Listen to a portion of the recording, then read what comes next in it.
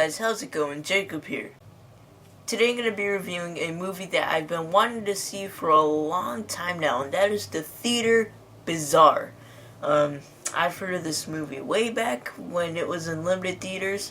I finally got to see it for the first time tonight, which is at 11 o'clock at night on a Saturday night. So I watched it, and it was not what I was expecting it to be at all.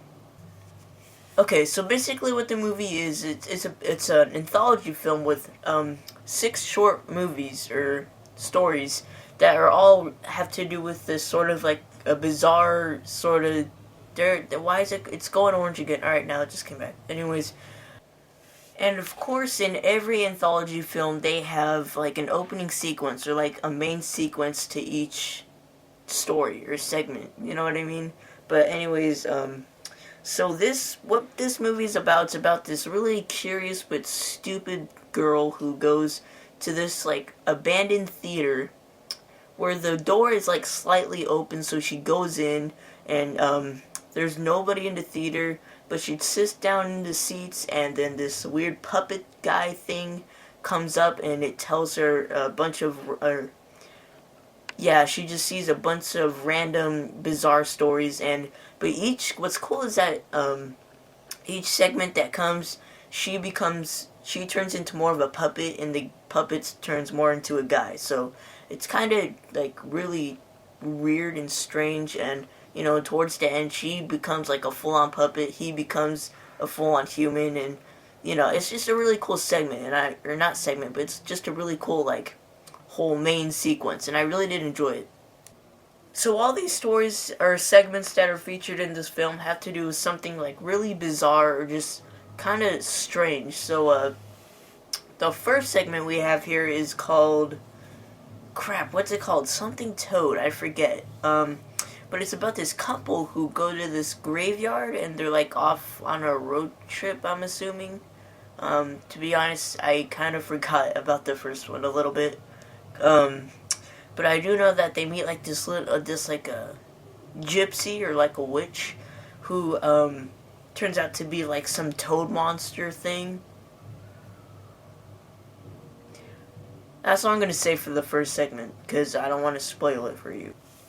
The second segment, which I did like a little better than the last one, is called I Love You. And it's about a guy and a girl who decide to meet. They're both cheating, and the girl starts to, I can't really explain this one, but the girl goes a little too far from.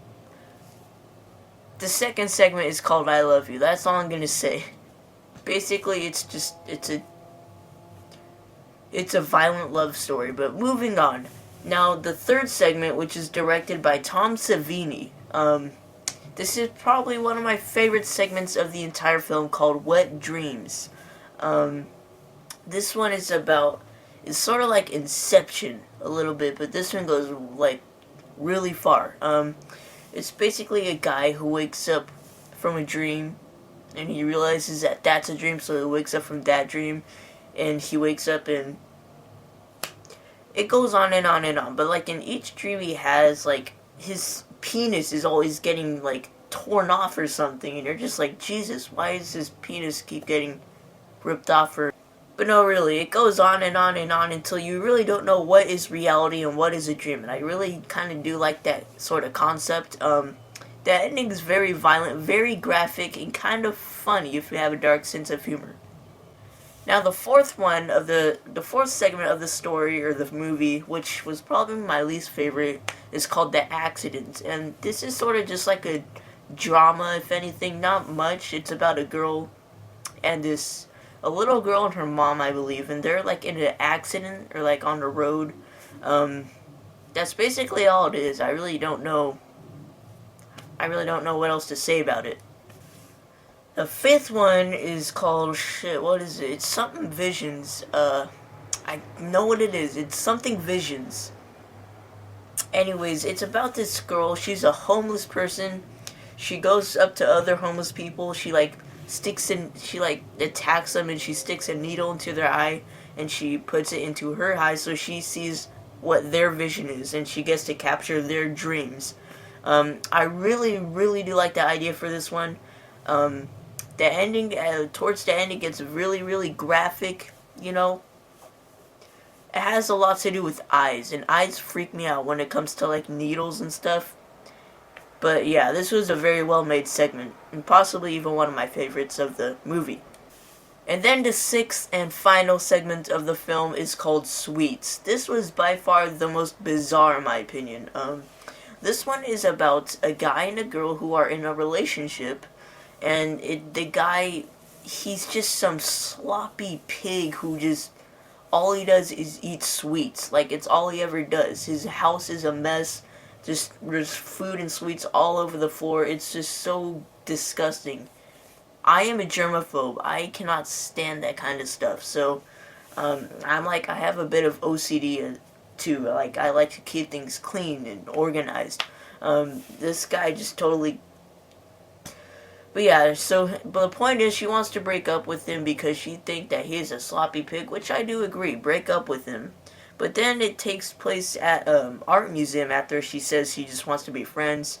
And it takes place at like some sort of art museum where they kidnap him and they kill him. That's basically what I'm going to say for this segment. But yeah. So basically I just give you a little synopsis of each segment of the movie.